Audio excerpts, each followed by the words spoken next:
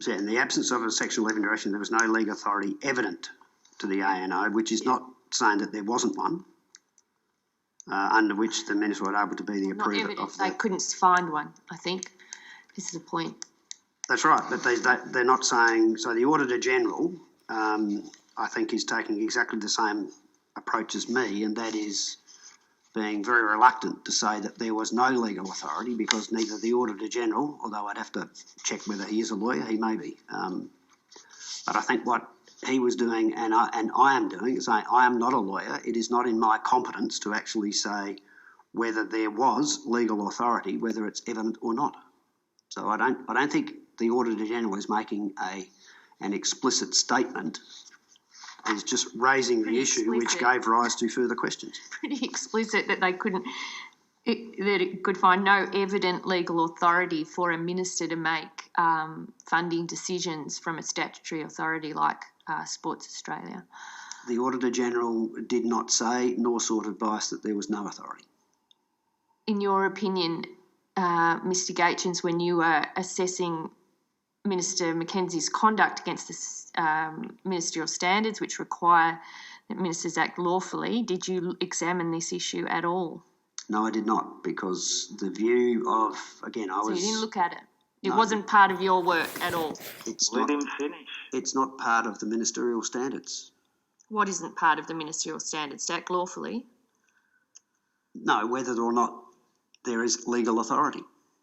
That was a question specifically followed up by the Prime Minister through the Attorney General.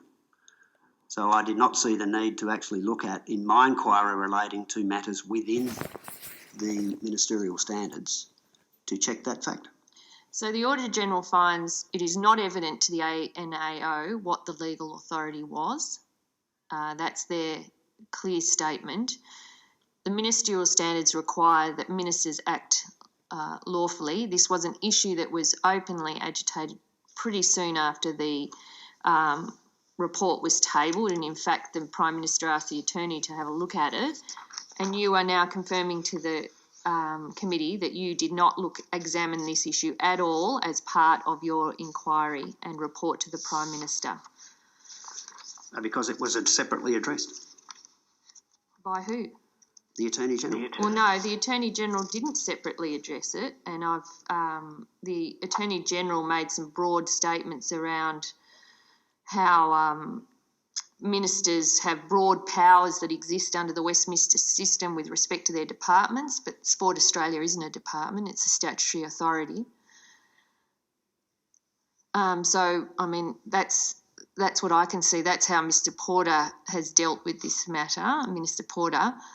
But I'm not asking about Minister Porter. I'm actually asking about how you provided advice to the Prime Minister that Minister Mackenzie had acted lawfully and in accordance with the Ministerial Code of Conduct, and now we find out you didn't look at this at all. It just didn't form part of it. It's not a very comprehensive report to the Prime Minister. The issue of legal authority, to my knowledge, the Prime Minister sought advice from the Attorney General. I saw no need for a non-lawyer to provide advice on that issue. Okay, so the audit report goes on. No Section 11 directions were issued to Sport Australia in 2018-19. In the absence of a Section 11 direction, there was no legal authority evident to the ANAO under which the Minister was able to be the approver of these grants to be paid money from Sport Australia. And you didn't look at it. That's the audit report.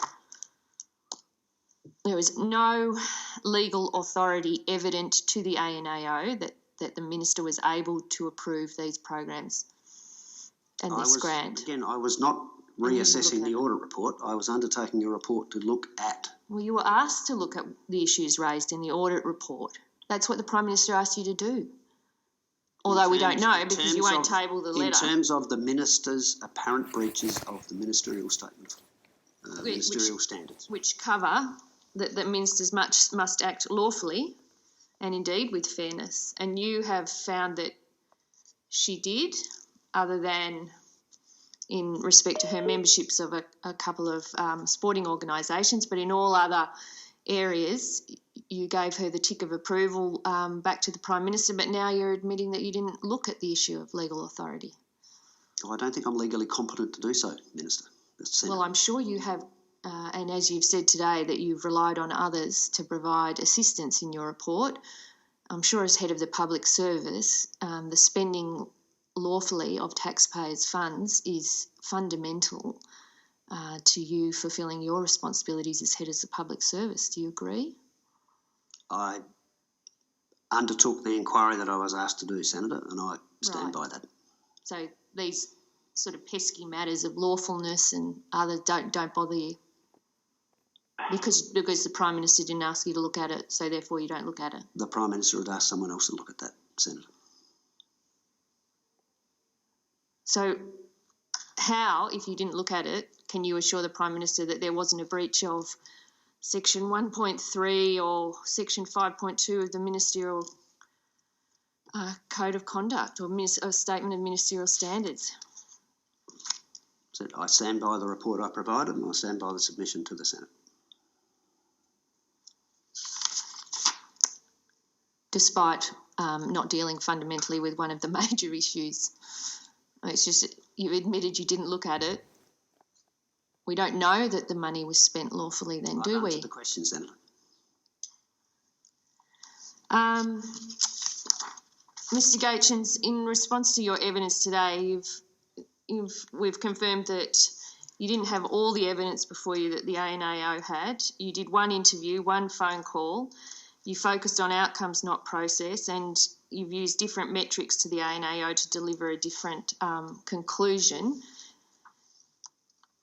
Are you satisfied that your report is a honest and independent investigation into what went on with the administration of sports grants? Yes, Senator.